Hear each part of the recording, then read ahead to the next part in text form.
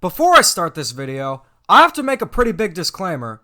Because of the current world situation, Nintendo or any other company for that matter do not have to release games by a certain time. The health and safety of the developers and everyone in the world matters far more than a game getting released on time. So with that being said, I'm not going to judge Nintendo based on their 2020 lineup. Nintendo even stated at the beginning of the Direct that release dates could change because of the pandemic, and I am totally fine with that. However, this video is a rant about Nintendo Directs, Nintendo's current strategy, and that it's 100% okay to be disappointed by what they showed off.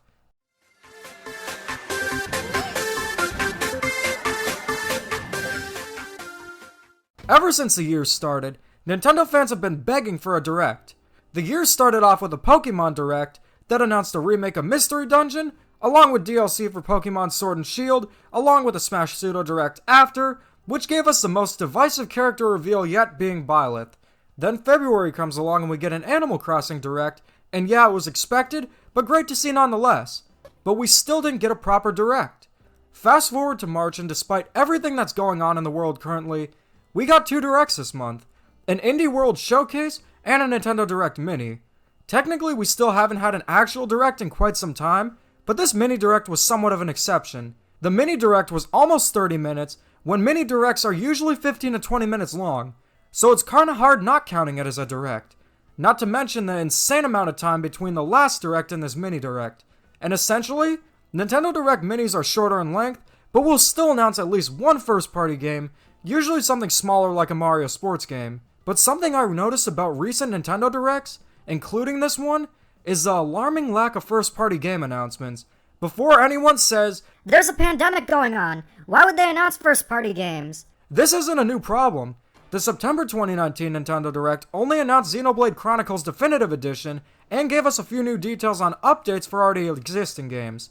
The Direct only gave us one first-party game, and that game was Clubhouse Games' 51 Worldwide Classics. To be fair, it does look pretty cool, and it's cool to see it coming back to the Switch. It also shows that more DS and Wii era games like Rhythm Heaven could make a comeback. But that's not the kind of game that should be the best part of the Direct for me, and it's pretty concerning what's in store for us for the future. That's not saying Nintendo has to release games this year. 2018 was not a good year for Nintendo, and really, the only good first-party game that year we had was Smash. The rest of the games were half-baked and disappointing like Mario Tennis Aces and Kirby Star Allies, or just ports of Wii U games. The third-party stuff was pretty good though, not gonna lie there.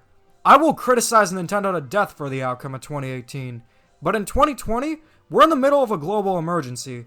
The safety of the people matters far more than any video game, and I think everyone can agree with that, because in the end, video games are a hobby and aren't essential to life. But in a time like this, it's great to have them to distract us from the current situation and to be entertained during a period of isolation. Animal Crossing has helped so many people get through this tough time and stay positive. But I do think it's more than fair to expect Nintendo to announce what's in store for us, regardless of if it's coming out in the near future or not. We are at a unique and worrisome point in time for Nintendo games. The only first-party games that we know for sure are coming out are Xenoblade Chronicles Definitive Edition and Clubhouse Games, and games like Bayonetta 3 and Metroid Prime 4, well, their release is indefinite. We have no idea when they're coming out. This is the only time in recent memory that we don't know if there's even a Mario game coming out this year. The 35th anniversary of Super Mario Bros. Is this year, and we still know nothing. Like I said before, that doesn't mean they have to release a Mario game this year, but I would have expected them to at least announce something. There is no Mario Switch game, there's not even a Mario mobile game, and there is no Queen of England. So we need to wake up and realize that the only upcoming Mario game is Mario and Sonic at the Tokyo 2020 Olympics for arcades, which is probably getting cancelled because the 2020 Olympics are postponed until next year. Nintendo for sure is working on some games, and I think it would be fair to announce some of the games they're working on to get us excited. The Switch is 3 years old, and we still don't have an original Mario Kart, Donkey Kong, Pikmin, WarioWare, Wario Land, Star Fox, or even series that seem like a pipe dream like F-Zero, Kid Icarus, or Punch-Out. We don't even know what their Christmas title is this year. Ranting aside, here's what I would do to fix this issue. I'm gonna play devil's advocate. This mini direct could have been released to get most of the third-party and new details on previous announced stuff out of the way.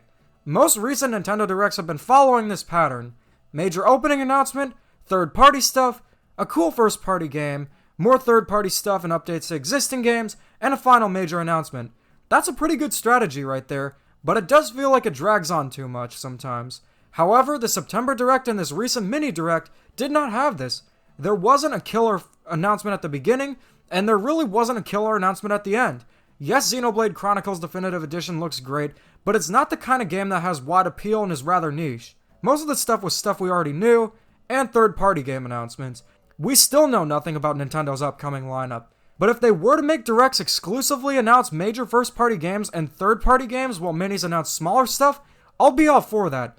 But the problem is, it's almost been a year since we got the announcement of a major first-party game.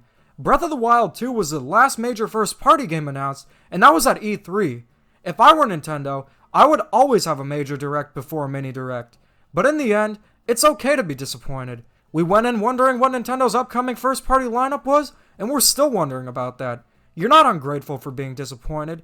You're not saying Nintendo should push out games during a pandemic. When there were no major first-party games announced twice in a row, that's a genuine concern to have, and don't let anyone make you feel bad for being disappointed.